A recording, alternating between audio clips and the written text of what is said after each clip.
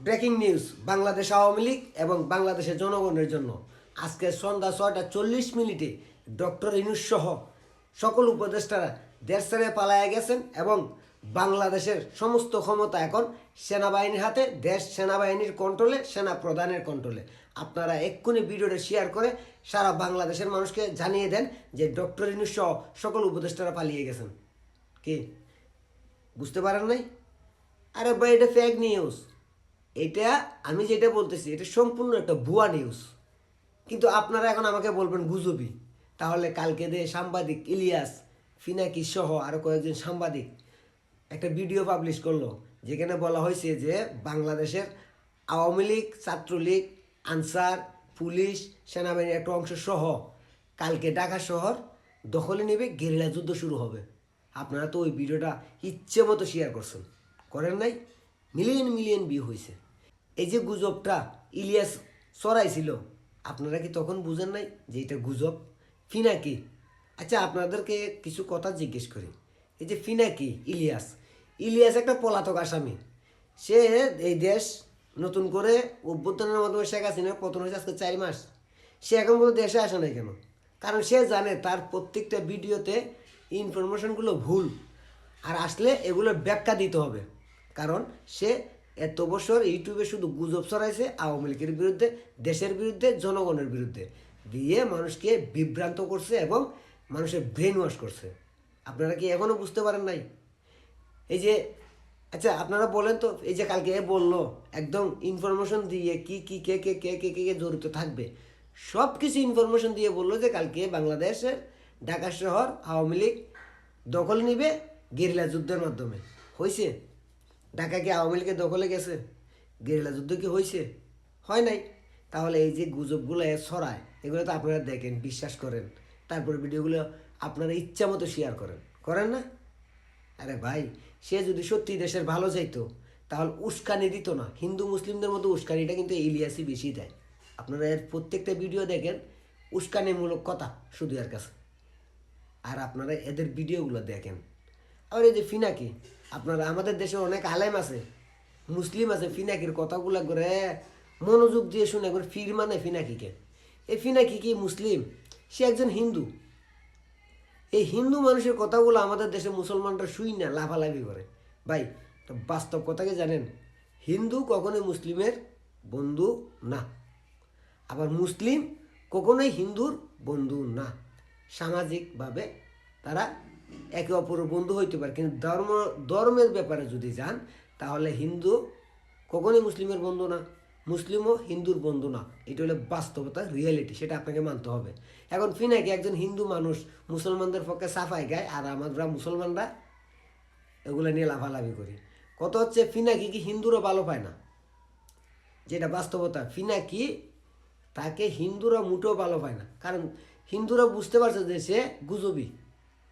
তাই এখন হিন্দুদেরকে সে পড়াইতে পারে না। এখন মুসলমানের রূপ ধরে মুসলমানদেরকে তাবিজ পরা দেয়, আর আমরা মুসলমানরা এর তাবিজ পরাগুলো নিয়ে লাফালাফি করি। ভাই, ফিনাকি ইলিয়াস কখনোই, এদের একটা গ্রুপ আছে সাংবাদিকের, এই সাংবাদিকের গ্রুপটা কখনোই এই দেশের ভালো চায় নাই। যদি চাইতো তাহলে 5 তারিখের পর থেকে হিন্দু মুসলিমদের মতো এই যে উস্কানিমূলক বক্তব্যগুলো দিত না। এরা এই দেশের সবচেয়ে বড় শত্রু, সবচেয়ে গুজবি সাংবাদিক হচ্ছে ইলিয়াস, ফিনাকি আর তার সাথে কয়েকজন আছে। আপনারা এই যে ফিনাকি টিনাকির কথাগুলো শুনে শুনে নিজেদের মতো দরবার করেন, এটা ক্ষতিটা ঘাড় আমার আপনার দেশের। তাই আমার অনুরোধ, এইসব গুজবি সাংবাদিকদের কথা না শুনে নিজের বিবেকে জিজ্ঞেস করেন। হ্যাঁ, আমি একটা কথা বলছি ভাই, কথাটা কতটুক বাস্তবসম্মত, এই কথাটা কতটুক প্রমাণ হয় বা কতটুক বিশ্বাসযোগ্য, সেটা আপনাকে বিবেচনা করতে হবে। আপনাকে মনে রাখতে হবে, বিশ্বের মধ্যে সবচাইতে মানে আল্লাহ পাক মানুষকে সর্বশ্রেষ্ঠ জীব হিসেবে দুনিয়াতে পাঠাইছেন। এখন কেন পাঠাইছে? কারণ মানুষ, তার বিবেক আছে, বুদ্ধি আছে, মানে সে বুঝে ভালো মন্দ। একটা পশুর কিন্তু জ্ঞান বুদ্ধি নেই। যেমন ধর বাঘের মাংস বাঘে খায়, শিয়ালের মাংস শিয়ালে খায়, কুত্তার মাংস কুত্তা খায়।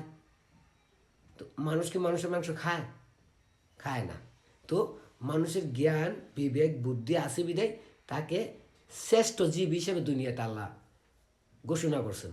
এখন আপনারা যদি এইসব গুজবি সাংবাদিকদের কথা শুনে শুনে লাভ পান তাহলে আপনার আর বিবেকটা থাকলো কোথায়?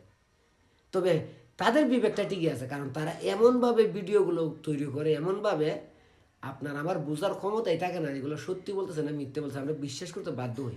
তারপরও ভাই নিজের বিবেককে জিজ্ঞেস করেন যে একটা মানুষ একটা কথা বলছে, আমি ওইটা কতটুকু গ্রহণযোগ্য, এটা কতটুকু বাস্তবসম্মত, ওইটা চিন্তা করতে হবে। শুধু শুধু একজনের কথা শুনে যে আমাদের দেশে একটা কথা কয়, বলতে সিলে খান নিয়ে গেছে, কানে হাত না দিয়ে সিলের পিছনে দৌড়াইতেছে। তো আমরা হচ্ছে এরকম, এই পিনাকি ইলিয়াস এদের মধ্যে কয়েকটা সাংবাদিকেরা একটা কথা বইলা দেয়, আমরা এটা ভাবি না, চিন্তাও করি না, বোঝার চেষ্টাও করি না, এটাই সত্যি। এই যে আয়নাগরের গুজব কে ছড়াইছে? এই পিনাকি ইলিয়াস, এই যে এই গণভবনের গণকবর, এগুলো কে ছড়াইছে? পিনাকি ইলিয়াস। কই আয়নাগর পাওয়া গেছে? পাওয়া যায় নাই, সরকারও প্রমাণ দিতে পারতেছে না। গণভবনই গণকবর পাওয়া গেছে? পাওয়া যায় নাই।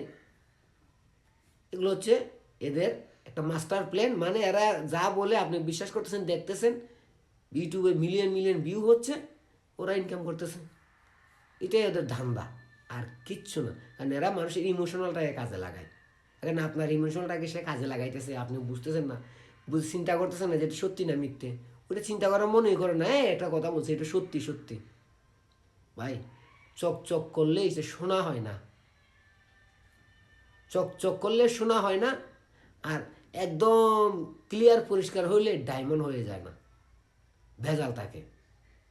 তাই বলছি এইসব গুজবের হাত থেকে নিজেকে রক্ষা করেন, দেশকে রক্ষা করেন, নিজের বিবেককে রক্ষা করেন।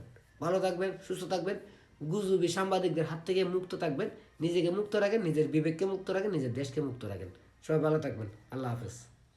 আর যদি আপনার মন চায় ভিডিওটি শেয়ার করেন, যাতে অন্যরাও এইসব গুজবির হাত থেকে নিজেকে রক্ষা করতে পারে।